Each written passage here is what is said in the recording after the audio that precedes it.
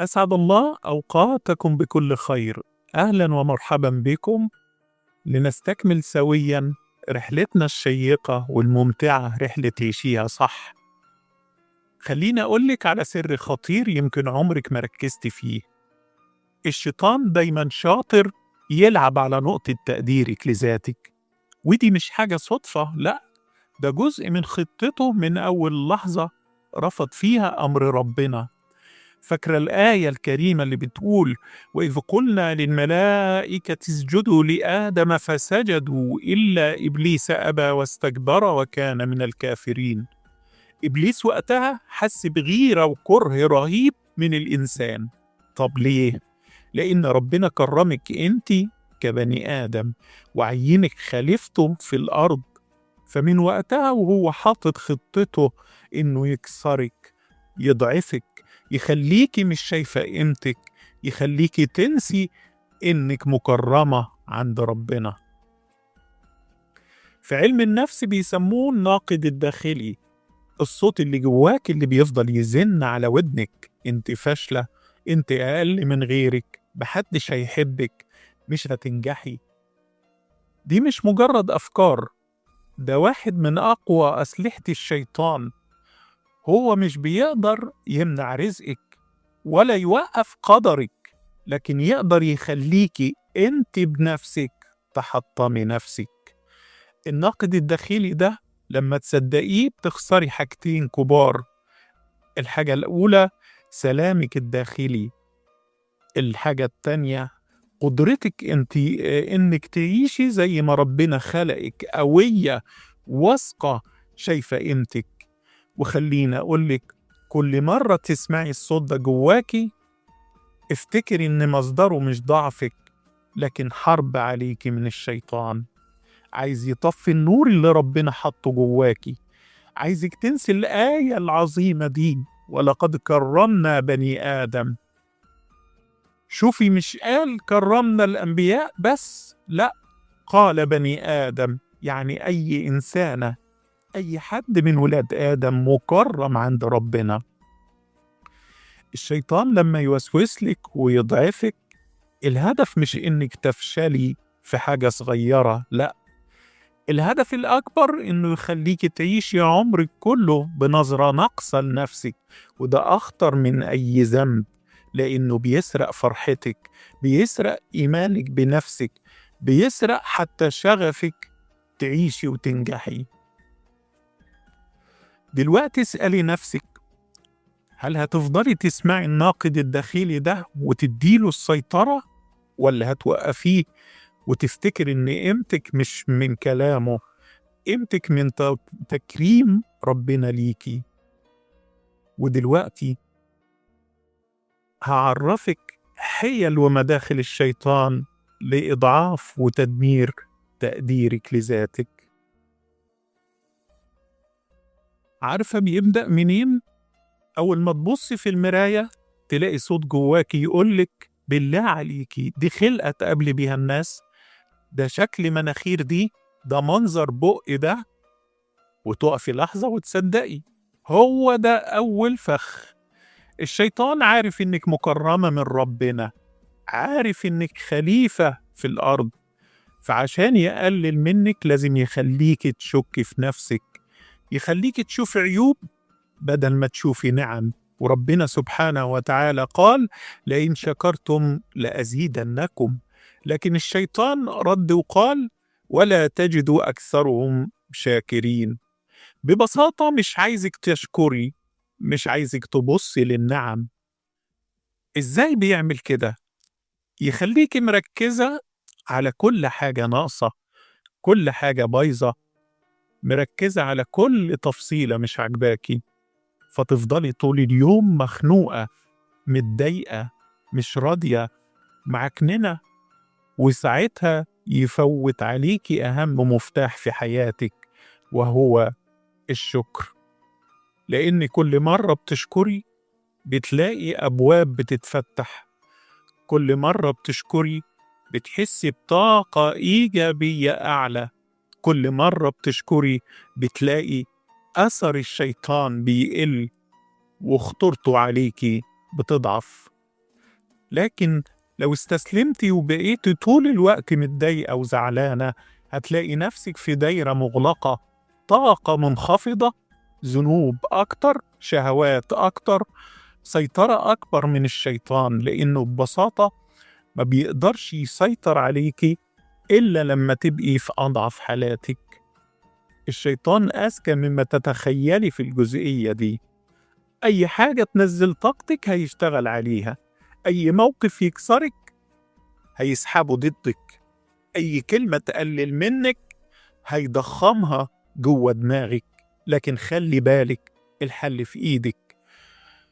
الشكر مش مجرد كلمة الحمد لله، الشكر حالة، إحساس، تركيز متعمد على كل حاجة حلوة ربنا رزقك بيها.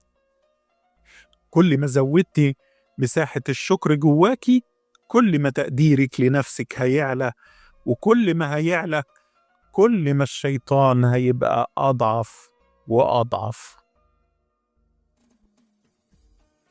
ودلوقتي عايزك تركزي معايا كويس، لأن كل اللي هقولهولك مش مجرد كلام، ده سر بيأثر على حياتك كلها من غير ما تحسي. في صوت جواكي، صوت بيتكلم في سرك كده، كل ما يحصل موقف تلاقيه بيقولك انت غبية، ايه الغباء اللي عملتيه ده؟ الكلمة دي ساعات بتتقال جواكي بعد رد فعل سريع، أو كلمة قلتيها، أو حتى غلطة بسيطة في موقف عادي. الصوت ده اللي جوه دماغك مش انتي، ده اللي علماء النفس بيسموه الناقد الداخلي، وده من أخطر الأسلحة اللي بيستخدمها الشيطان ضدك عشان يكسرك ويكسر ثقتك بنفسك ويهز صورتك جواكي ويخليكي تصدقي إنك قليلة أو ملكيش قيمة. اسمعي، اللي بيأكد لك إنك غبية هو نفسه اللي عايز يطفي نورك، ولو صدقتيه خطوة ورا خطوة، موقف ورا موقف، هتلاقي نفسك بدأتي تفقد الثقة في نفسك، وتبدأي تشك في قدراتك وفي قيمتك، وتعيشي دايما بنص روحك. لكن هنا بقى المفاجأة، عارفة إدراكك إنك غلطتي أو إنك عملت تصرف مش صح، ده مش غباء، ده ذكاء. والله، لأن الغبي الحقيقي مش بيشوف نفسه غلطان أصلا، ومش بيسأل نفسه ليه عمل كده. لكن انت لما تعترفي وتستوعبي، دي علامة وعي، ودي أول خطوة حقيقية للتغيير. احنا كلنا كبشر بنغلط، مفيش حد كامل، الطبيعي إننا نقع، لكن الأهم إننا نتعلم ونقوم. الفرق الحقيقي مش في اللي بيغلط واللي ما بيغلطش، الفرق الحقيقي في اللي بيسمع صوته الداخلي ويخليه يكسره، واللي يقرر ويحول النقد لدرس. خدي بالك، الناقد الداخلي مش جاي يفيدك، ده جاي يكسرك، جاي يحطم تقديرك لنفسك. لكن انت تقدري تحولي لعبته دي لسلاح في ايدك. كل مرة تسمعي جملة انت غبية، وقفيها، قولي لنفسك انا بتعلم، والغلط ده مش انا كلها، دي لحظة وهتعدي. الناس اللي بيوصلوا، اللي بينجحوا، اللي بيسيبوا أثر، مش عشان ما بيغلطوش، لأ، علشان ما خلوش الصوت اللي جواهم يكسرهم، علشان يستخدموا الغلط كطوبة يبنوا بيها، مش كسور يقفوا عنده. صدقيني، أول ما تدركي إن الناقد الداخلي مش إنتي، أول ما تفرقي بين صوتك الحقيقي وصوته، هترجعي وهتعيدي لنفسك ثقتك فيها، وهتحس بقيمتك اللي ربنا كرمك بيها من أول يوم في حياتك. بيدخل الشيطان بأخطر لعبة عنده، مش بس يوقعك في الذنب، لأ، ده يستلمك بعدها حرب نفسية كاملة. يبدأ يقولك شفتي، انت إنسانة فاشلة، انت حاجة قدام الناس اللي شايفينك ملاك، لو عرفوا حقيقتك هيكرهوكي. وبدل ما الذنب يبقى محطة مراجعة وتوبة، يتحول في دماغك لعقوبة أبدية، عقوبة مش من ربنا، لكن من صوت داخلي مسموم اسمه الناقد الداخلي. الناقد ده بيتضخم مع كل غلطة صغيرة، كل جرحة تطلع منك، كل رد فعل مش مظبوط، يركب لك قصة كاملة إنك غبية أو مش نافعة. ومع التكرار تبدأي تصدقي، وده أخطر من أي ذنب، لأنه بيهدم صورتك عن نفسك من جوه. هنا بقى اللعبة النفسية. الشيطان عارف إنك طول ما شايفة نفسك غالية وعندك قيمة هتقومي وتقفي من جديد، فعشان كده بيزرع جواكي شعور بالخزي، شعور إنك مش مستاهلة، والنتيجة تفقدي ثقتك بنفسك وتبدأي تتراجعي في قراراتك وتقللي من نفسك وتعيشي في دايرة ذنب، ثم جلد ذات، ثم فقدان تقدير، ثم ضعف، ثم ذنوب أكتر. لكن خلي بالك، في فرق كبير بين الاعتراف إنك غلطتي وبين تحكمي إنك بلا قيمة. الأولى وعي ونضج، والتانية فخ شيطاني. لأن الوعي بالخطأ دليل إنك صحية، لكن تصديق إنك زبالة أو فاشلة أو مش نافعة ده معناه إنك سلمتي لهزيمة مش بتاعتك. الموضوع يلمس حياتك كلها، تلاقي نفسك مش قادرة تاخدي خطوة جديدة، مترددة في أبسط القرارات، منعزلة عن الناس، مش حاسة بطعم أي إنجاز. والسبب مش إنك قليلة، السبب إنك سمحت لصوت مزيف يتحكم في صورتك. عايز أوصلك رسالة واضحة: الذنب مش نهاية، الذنب دعوة للرجوع، لكن جلد الذات هو اللي بيكسر ظهرك. والشيطان عايز ده بالظبط، إنك تعيشي طول عمرك مهزومة من جواكي. الحقيقة إدراكك إن غلطتي ده دليل ذكاء، لأن الغبي زي ما قلنا مش بيدرك إنه بيغلط أصلاً. ووعيك هو السلاح اللي يخليكي توقفي الناقد الداخلي ده عند حده. فالمعركة الحقيقية مش ضد الذنب بس، لكن ضد الصورة اللي الشيطان عايز يرسمها عنك بعد الذنب. والسؤال اللي لازم تفضلي تسأليه لنفسك: هصدق مين؟ ربنا سبحانه وتعالى اللي قال: قل يا عبادي الذين أسرفوا على أنفسهم لا تقنطوا من رحمة الله؟ ولا صوت العدو اللي عايز يسرق ثقتي بنفسي؟ دي لحظة وعي، ولو استوعبتيها هتخرجي من أقصى فخ بيحطه الشيطان للبشر. وبكده خدي لحظة وفكري معايا: كل ذنب عملتيه، كل غلطة حسيتي بيها بالندم، مش معناه إنك بلا قيمة، بالعكس، ده دليل إنك واعية، إنك لسه صاحية، وإنك لسه قادرة تقفي من جديد. الشيطان هيحاول يوسوس لك ويقلل من قيمتك، هيحاول يقنعك إنك مش كفاية، لكن الحقيقة قيمتك ثابتة عند ربنا كبيرة، لا يهزمها كلام مزيف أو ذنب عابر. خدي كل خطأ وعامليه كدرس، خدي كل إحباط وحولي طاقتك منه، خلي قلبك مليان رحمة لنفسك، وافخري بنفسك ويكون مصدر قوتك. اوعي تسمحي لأي صوت خارجي أو داخلي إن يحطم تقديرك لذاتك. إحساسك بقيمتك هو الدرع اللي هيخليكي واقفة قوية ومليانة حياة. افتكري دايما: قل يا عبادي الذين أسرفوا على أنفسهم لا تقنطوا من رحمة الله. ده وعد ربنا ليكي، ورحمته دايما أكبر وأقوى من أي ذنب أو وسوسة. معلومة لازم تعرفيها علشان تطمني: مفيش أي بشر على الأرض ما بيغلطش، وكلنا بنرتكب ذنوب، مش عيب ومش نهاية، ده جزء طبيعي من رحلتنا في الحياة. المهم دلوقتي مش إنك تبقي بلا ذنوب، المهم إنك تكوني إنسانة دايما مستغفرة. كل ما غلطتي قولي أستغفر الله، كل ما وقعتي ارجعي نظفي قلبك، جددي طاقتك وارجعي أقوى. الحديث الشريف عن النبي صلى الله عليه وسلم بيأكد لك ده: والذي نفسي بيده لو لم تذنبوا لذهب الله بكم ولجاء بقوم غيركم يذنبون فيستغفرون الله فيغفر لهم. يعني ربنا متوقع أخطائنا، وده اللي بيخلينا نقدر الاستغفار كأداة لتجديد طاقتنا وتنقية قلوبنا وحماية لتقديرنا لذاتنا.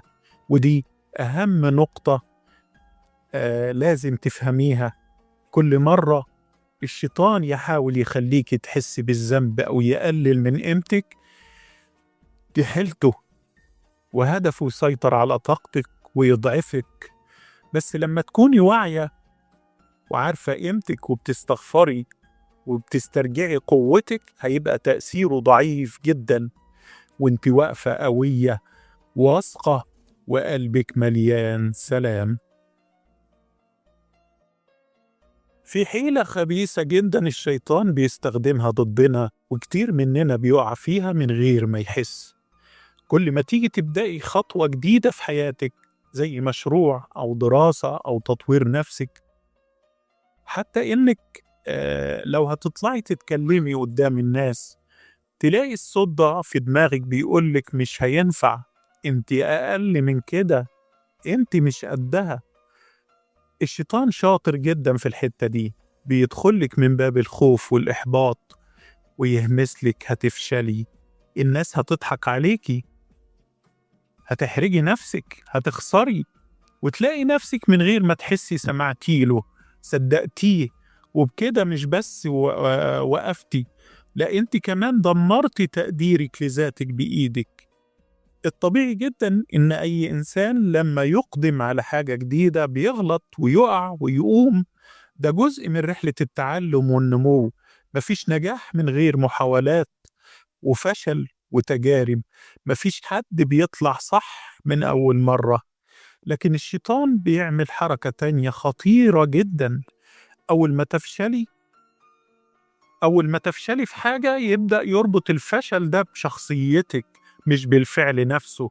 يقعد يقنعك: مش قلتلك إنك مش نافعة، مش قلتلك إن أنت مش قدها، ما تحاوليش تاني.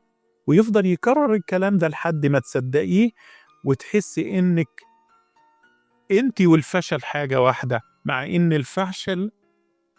الفشل مجرد موقف مش تعريفك. عارفة أنت كده بتعملي في نفسك إيه؟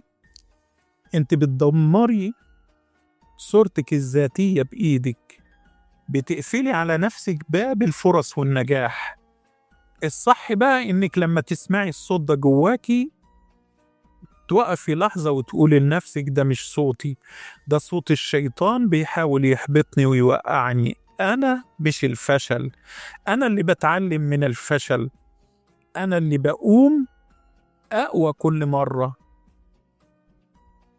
الفرق بين اللي بينجحوا واللي بيقفوا مش إنهم ما بيفشلوش، لأ، الفرق إنهم لما بيقعوا بيقوموا تاني، بيتعلموا، بيحاولوا، بيتجاهلوا الصوت ده اللي عايز يوقفهم. خديها قاعدة: أي صوت يحبطك، أي صوت يقلل منك، أي صوت يوقفك عن المحاولة، ده مش صوتك الحقيقي، ده مش صوت الخير، ده مش صوت ربنا، ده حيلة من حيل الشيطان علشان يكسرك ويبعدك عن حلمك وعن تقديرك لنفسك. قومي واجهيه وقولي لنفسك: أنا أقدر، أنا حاول تاني، أنا مش هسيب حياتي تتسرق مني بسبب صوت محبط.